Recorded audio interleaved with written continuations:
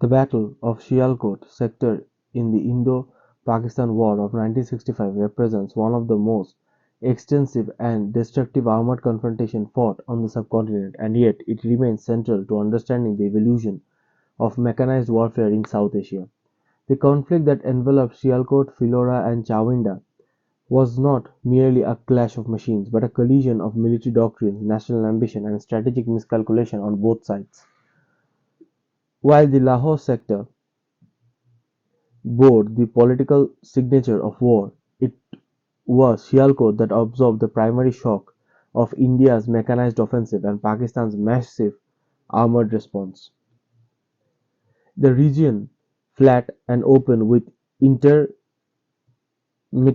sugarcane fields, allowed tanks to maneuver with relative freedom, imposed but it also imposed its own constraints through soft soil, irrigation ditches, and smoke obscured visibility. As a result, the battlefield rapidly developed into a chaotic arena where armor, artillery, and infantry intermingled under crushing bombardment. The origins of the Sialkot offensive lay in India's strategic attempts to counter Pakistan's Operation Grand Slam and to force Pakistan to divert armored reserves away from the Akhnur sector.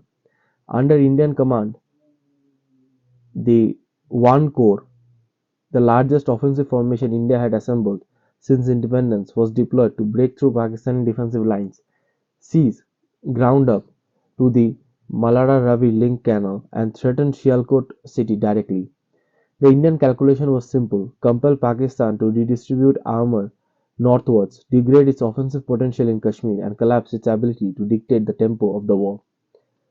The calculus drove India to commit the first armoured armored division and the 6th Mountain Division as well as independent brigades into an offensive that rapidly escalated into a full-scale mechanized conflict.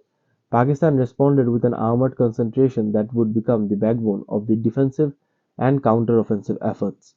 The 6th Armored Division, supported by elements of 8th Infantry Division and multiple artillery brigades, were positioned to blunt the Indian advance and, if possible, encircle offensive spearheads.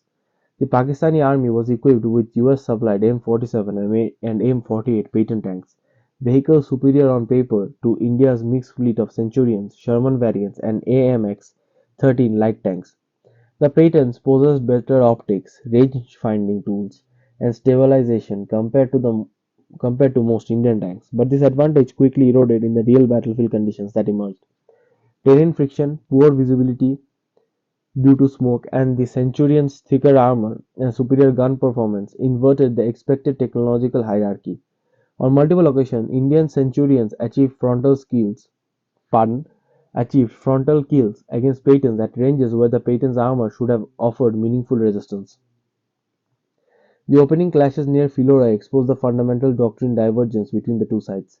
India favored broad front armor thrust integrated with artillery barrages, using armor not just for breakthrough but for sustained pressure designed to degrade enemy reserves.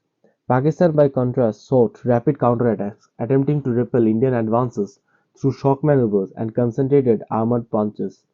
This doctrinal clash ensured that the battlefield would remain fluid, violent, and costly. Phillora fell after heavy combat, marking a critical psychological and operational setback for Pakistan and signaling that the Indian offensive possessed deeper momentum than anticipated.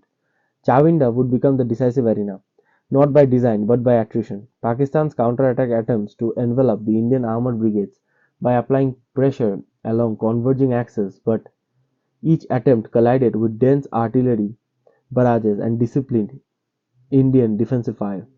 The concentration of force at Chawinda resulted in conditions reminiscent of the Second World War's largest tank engagement, with dozens of tanks burning simultaneously and the battlefield ground churned into a thick mixture of mud, fuel, and metal fragments. The Indian tank crews exploited the Centurion's stabilized 20-pounder gun to deliver accurate fire, even while moving through degraded terrain, while Pakistani Patton units attempted repeated flanking maneuvers only to be cut down by interlocking artillery fire. Artillery became the single greatest killer on the battlefield. The Sialkot sector saw barrages of unprecedented density, with both sides firing thousands of shells per day. Artillery duels frequently obscured entire armored regiments from view, reducing battlefield visibility to a few dozen meters and turning maneuver operations into blind advances through smoke-filled kill zones. The long exposure-like visual effect created by tracer rounds at night pardon, combined with the ceaseless concussions of shells landing across the front, transformed operations into a grinding attrition contest. In many instances, tanks crews were forced to engage targets they could barely see, relying on muzzle flashes, engine noises, and radio intercepts. The artillery storm over Chawinda created conditions where even technologically superior armor became vulnerable as shockwaves damaged octaves, jammed turrets, and disabled engines. Despite tactical success, India's offensive lost strategic cohesion as logistical fatigue accumulated. Fuel shortages, mechanical breakdowns, and the depletion of artillery ammunition limited the capacity of Indian units to exploit early gains. Pakistan, though suffering severe tank losses, managed to stabilize the front by concentrating surviving armor into defensive boxes supported by overlapping artillery arcs. Chawinda transformed from a possible breakthrough point into a fortified anchor that the Indian army could not dislodge without unacceptable losses. By mid-September, both armies were exhausted, though neither side admitted operational paralysis. When the UN-mandated ceasefire came into effect, the Sialkot sector had devolved into a landscape dominated by burned-out hulls, cratered fields, and lingering toxic haze of high explosive residue. The historical narrative of the Sialkot-Chawinda battles has often been shaped by political needs rather than operational truth. Both India and Pakistan claimed tactical and strategic success. Pakistan, eager to highlight the resilience of its armored corps, framed Chawinda as a defensive victory of heroic proportions, citing the halting of India's largest armored thrust. India, on the other hand, emphasized the capture of territory around Phillora, the destruction of numerous Pattons, and the strategic diversion of Pakistan's armored reserves away from Kashmir. The operation reality is far more ambiguous. Neither side achieved its declared objectives, and both suffered attrition that exposed doctrinal weakness and command failures. The battlefield, rather than entire army, delivered the final verdict through the impassable mixture of mud, metal, and smoke. The long-term significance of the Sialkot sector battle lies not in territorial gains but in the transformation of military thinking across the subcontinent. The war demonstrated that armored warfare in South Asia would not resemble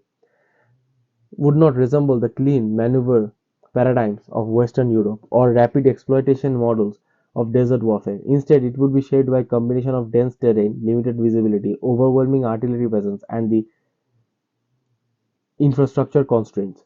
Both armies recognized that operational success depended not only on armor but on logistics, reconnaissance, engineering support, and survival communication networks.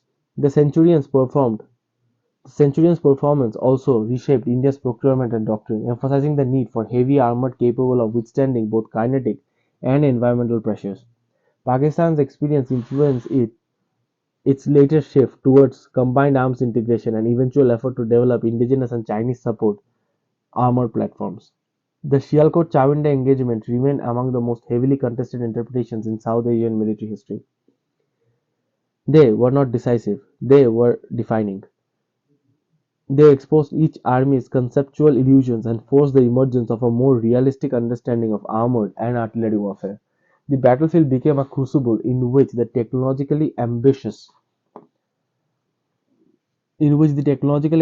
of both sides collided with the immutable realities of mud, smoke, steel, and human error. The war ended not with triumph but with a halt, an exhausting recognition that no amount of firepower could impose political resolution on a battlefield that swallowed every advance in equal measure. In the broad sweep of military history, the Battle of Sialkot, Phillora, Chawinda stand as a stark reminder that mechanized warfare is never determined by machines alone. It is determined by the interplay of terrain, doctrine, logistics, human decision making, and brutal, unrelenting mathematics of attrition. The 1965 war armored engagements forced a new psychological and strategic template for both India and Pakistan, defining what future conflicts would look like, but they would also cost. The tank duels, the artillery storms, the night skies, lit by tracer rounds, were not mere episodes of a past war. They were beginning of a long continuous lessons in the limits and possibilities of power on the subcontinent.